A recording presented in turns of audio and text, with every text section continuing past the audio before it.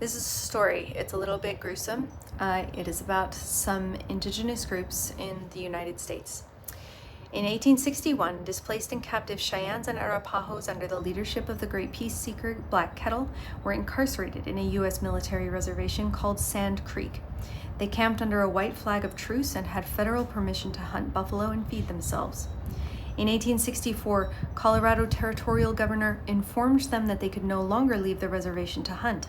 Despite their compliance with the order, November 29, 1864, a Colonel Shivington took 700 Colorado volunteers to the reservation. Without provocation or warning, they attacked, leaving dead 105 women and children and 28 men.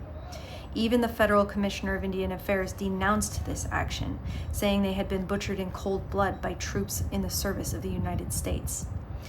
They did an investigation afterwards and found that they burned teepees and stole horses, and then after the smoke had cleared, they returned and finished off the few survivors, scalping and mutilating the corpses of women, men, children, and babies. They then decorated their weapons and caps with body parts, and I won't list the body parts, but any type of genitalia and also babies. They stuck them on their caps and left them to dry, and then turned to an adoring public in Denver. Despite the detailed report of these deeds, neither Shivington nor any of his men were reprimanded or prosecuted, which signaled a free field for killing. Later, Black Kettle of the Cheyenne Nation approached General Custer and his troops with a hoisted white flag. Custer, however, ordered the soldiers to open fire, and a moment later, Black Kettle and his wife lay dead. All told, there were also 100 other Cheyenne women and children killed that day, and Custer and his men took ghoulish trophies like the other massacre afterward.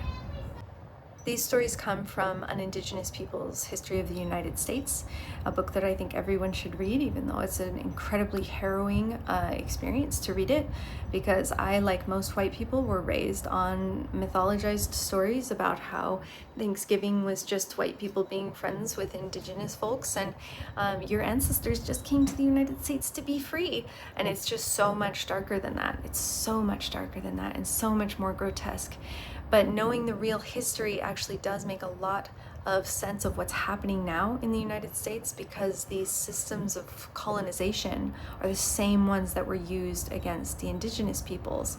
And in like a really touching stroke of compassion and maturity, it's the indigenous movements that are still defending people.